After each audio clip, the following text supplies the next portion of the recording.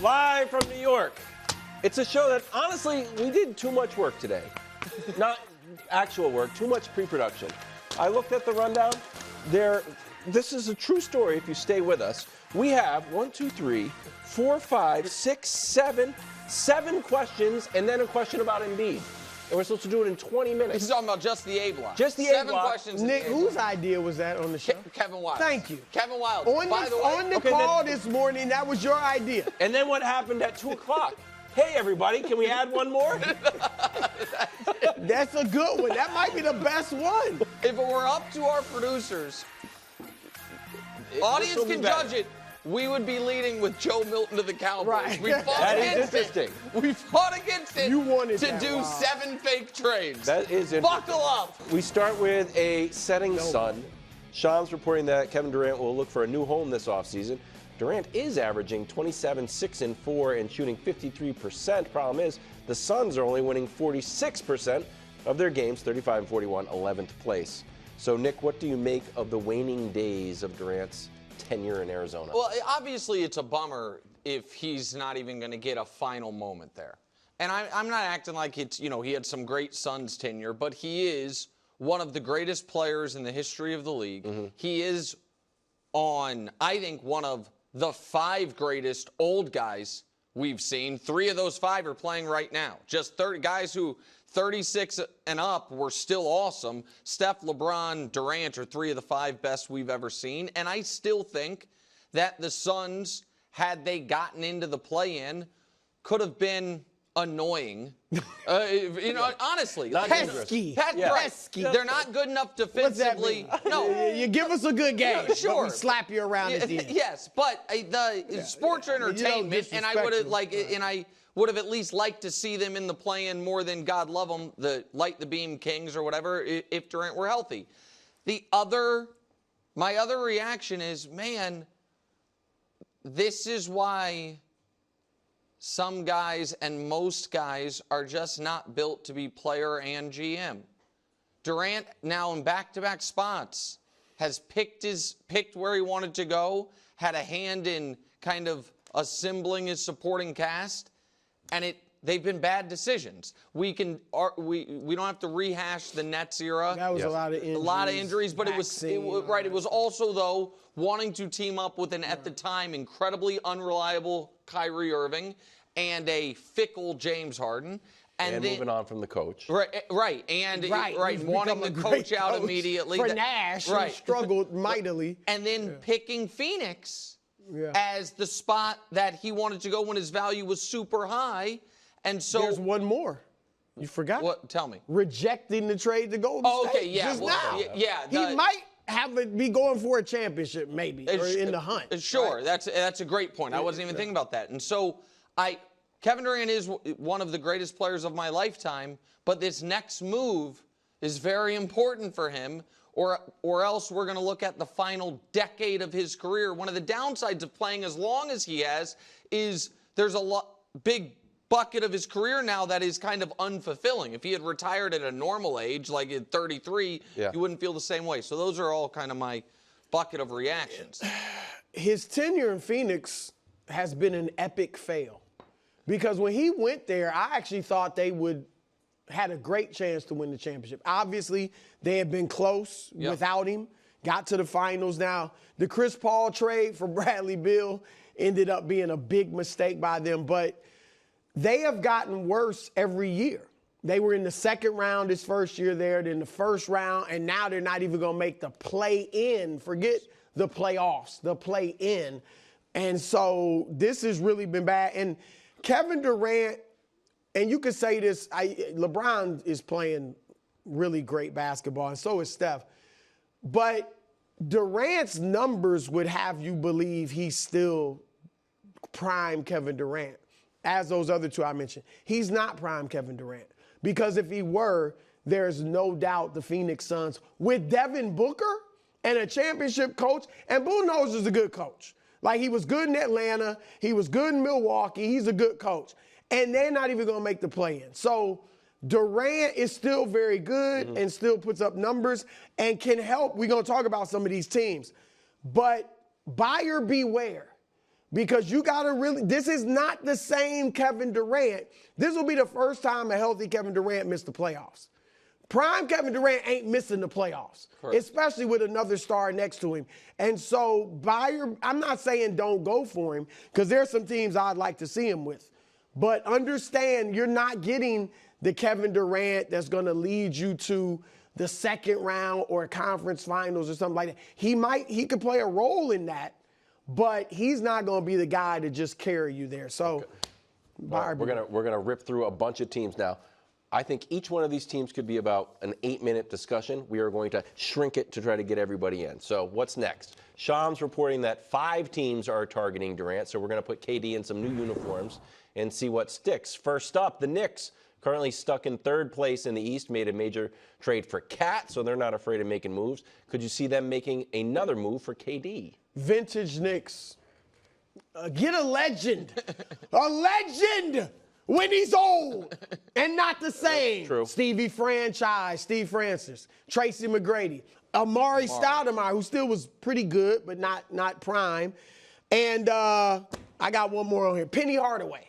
I ain't even throwing Stephon Marbury. I would, look, if I could get Durant with Cat and Jalen Brunson, sure. Mm-hmm. And even then, you're giving up role players that are critical to that team, but still, I would take a shot at that. And Cat's got his flaws. I wouldn't give up Cat for Durant. Well, because I don't think they'll win a championship. No, but you could put OG Josh Hart, not the OG, OG Anunoby, Josh Hart, and, if Phoenix is just trying to create, honestly, what wouldn't be a terrible idea, which is, hey, let's create quality, good, defensive role players around Devin Booker. Like, that's not if you're and some picks. Right. Well, the Knicks picks have used up a lot of that in their last few trades. That to me is not a disaster. Again, this is maybe you can get Bridges in there too. So he was there, but he was critical. I don't think that the Knicks are in a weird spot with Bridges because he has not lived up to the trade as far as what they gave up for him, but the trade is so recent that I think you would be hesitant to trade Mikal Bridges, who you gave up 5 first-round picks for Kevin Durant. And so maybe you look at it as a sunk cost, whatever it is. But I do think, Brew, that team could. With Cat and Jalen. Yes. I would try that. Right. With Jalen Brunson is your leader and your heart of the team. You'd have an awesome offense, definitively. Mikal Bridges is a very good defender. Kevin Durant is still a good defender and maybe better if he has less of the offensive workload.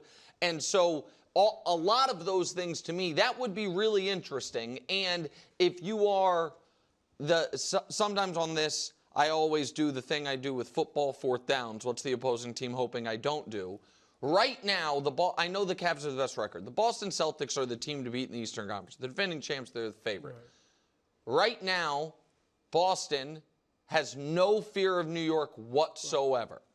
If they made that move and they added Kevin Durant, in the short term, Boston's bummed out. I'm not saying it makes them better, whatever it is, but Boston, if they be like, hey, do you want the Knicks to make this move or not? They'd be like, no, just keep going as you are. I like that if I can keep the other 2 stars. Okay, we've got a lot of teams to go through. Next up, heading down to Texas. Brew, this is your guy, Wemby. Do you like the idea of Durant teaming up with Wemby? So I'm very curious what Brew has to say, which is why I want to go first, because I don't want it to be colored, because this is Brew's guy. I would not like this for Wemby. I would not like this for the Spurs, because I look at Wemby and the Spurs as a team who's least likely to compete for a championship over the next 10 years next year, with or without Kevin Durant. And for Durant, he has 1 year left on his deal, and he's 37 years old, 36 years old, going to be 37, and it just doesn't. I wouldn't want to give up my future flexibility. I would want to keep all of my powder dry to see if the Giannis alarm ever starts ringing. All right. There are a lot of things to where I just wouldn't feel pressured right now, especially when I also would imagine Wemby next year is going to be a bit of a question mark because he's going to have been away from the game for longer than he's ever been his entire life, dealing with the blood clot, all of that. And so for the Spurs, I actually would not like this move. I don't think it would make sense for what the long-term aspirations are. I agree with a lot of that. I want everything built around Wemby. And I already have De'Aaron Fox. Look, I don't feel like when you say I don't like it, depends on what they gave up. What I could, like if they did this, I would be like, okay, I'm not in love with it. I don't think they're going to win a championship next year or anything. But Durant could help them get into the playoffs and get Wemby some experience in playing winning basketball and maybe getting a playoff run. He's a veteran. He can help with, Wemby in terms of mentorship, winning in this league and things like that. And he generally won't get in the way. He's going to get you his 25 points, but he won't really get in your way. So I wouldn't hate it, but it's not something I'd advocate if I'm the Spurs. And if Wemby's healthy next year, the Spurs should be a playoff team without Kevin Durant. They have a legitimate second guy in De'Aaron Fox. Castle's been awesome as a rookie. Yeah. And Wemby was on a trajectory of already the best defensive player in the league, and offense getting better. They shouldn't. It's not like, oh man, we need to do this just so he can play some important games. They might have been playing in important games this year, so they don't have to accelerate it. And if you're not winning the championship, why are you bringing in Kevin Durant? Yeah, that's smart. All right, speaking of a team that keeps on coming up short, the Wolves. Got Anthony Edwards and KD have like a friendly little rivalry together. They made a move, obviously, for Gobert. We didn't think that was going to work. It did work. And then all of a sudden, Julius Randle's on the team. Cat's gone. So could you see them making another major move? This is the move I want. This is where I want Durant. Like, Anthony Edwards would be the leader of the team. Anthony Edwards is the spirit of the team. All Durant has to come in and do is catch and shoot and give you his 25 points. That's it. And that's all I want him doing. Like you said, he's still a decent defender. If I want to keep some of my defenders like a Jalen McDaniels and stuff like that around. But if they make this move, this is the one team I think that we're going to discuss that I think if they got Durant next year could win the championship. Ooh. I don't know. I'm not saying I'd pick them necessarily, but I think with what I perceive to be Ant's development a year from now and KD still being very good, they could win the championship. So there's one other team on this list that we haven't gotten to that I would also think could win a championship. But I agree with everything Bruce said. I also like the relationship between Ant and KD, and I also like the fit. And the Wolves have a very interesting offseason because there's the Naz Reid, option. Julius Randle, he has an option. Normally, guys turn down options. I don't know if Julius feels like, hey, this is going to be the best spot I'm in. So I'm not exactly sure the mechanics of making that work. I do know basketball-wise it would work. Yeah. And I do know that this is the type of spot, because I'm also thinking if I'm Kevin Durant, he can say he's not worried about talk shows and legacy and stuff, but it's certainly at one point in his career really was. Maybe isn't anymore. I don't know. You're kind of wanting to thread the needle of team that definitely can win but hasn't won, and that, you know what I mean, is not. There's not a ton of pressure on you. Like, if he goes there, I don't think anybody's going to be like, he's got to win the championship. But also not in a spot where they have won before. So there's, there's only a handful of teams that are good enough to make it make sense, but not so good. People will be like, another. When I mentioned I kept hearing Boston, the response, when I say kept hearing, two different people had said to me, look out for Durant in Boston. And it's an interesting one because they could get off long-term salary but stay contending. The instant response was, man, Boston might win the title again. Then he can't, you know what I mean? Then they're too good for him to go there, or even if they make the finals and lose. Minnesota, assuming they're not going to shock everyone and win the West, makes a ton of sense. Okay, so here's another one of those teams. Yes. The Houston Rockets. Oh, look at this pairing. Currently in second in the West, a lot of stars, no superstars, maybe some superstars in the making. Do you like Durant in Houston? Yes. Wow. And I'd trade Jalen Green for him. Ooh.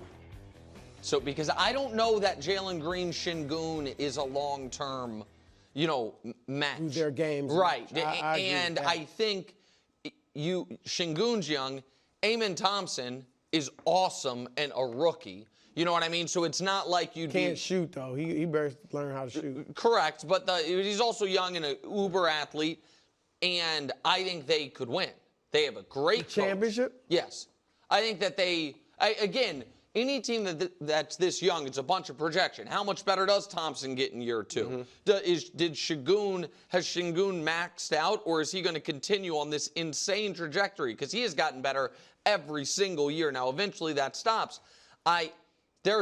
This is the one that, from a basketball perspective, I like Minnesota the most from how I know it would fit on the court, but I think the trade's the hardest to pull off. This is the one that I think is the easiest trade if they are willing to move off Jalen Green, because that's most of Durant's salary, and then you can fill in the other pieces. I would do it. I don't like this. And I agree it's the easier trade because Houston's got a ton of Phoenix's picks coming up first round, so they could get back to that. Phoenix might want some picks, but if I'm Houston, I'm like, let my young kids develop. Jalen Green might be a superstar. And I know Amen Thompson looks very good too, and I like him. But I wouldn't give up Green or Şengün for Durant, because I don't think Durant, if Durant goes there, guess who's my leader? I think Durant. Why can't it be Şengün? I think Durant is just the guy. Yeah, I mean, I don't think any guy. Now I might be wrong, but Van Vliet was kind of a leader in Toronto, so I get that they had.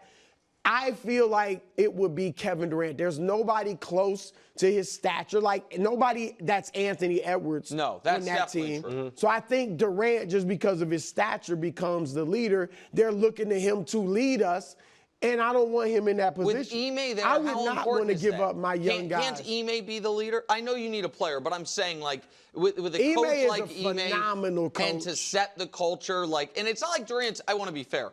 None of us think he's bad for your culture. It's just that he is not your vocal on or off court leader. He's going to hoop and do his job. I think that's less of a must-have there's just a handful of coaches like this, but with Ime Udoka. I think they'd be really good, man. I wouldn't do it. I want to stick with my young guys and let them develop. Okay, how about Heat culture? Go to Florida. And we have Tyler Hero. We didn't know who to put on this because we didn't know who would be going to Phoenix. I got to keep, to me, if I'm Miami, I got to keep Hero and Bam and put Durant with him as a big three. Otherwise, I'm okay. But even I know it's hard to. With those three, I mean, you got a shot. I'm not saying I pick them to win the East. But if I have to lose one of those two, Bam or Tyler, I just don't think it works. Then where am I going? Yeah, this is where this is. Because this list correct me if I'm wrong, the reporting is places Durant would be interested. I think it was mutual interest. Right.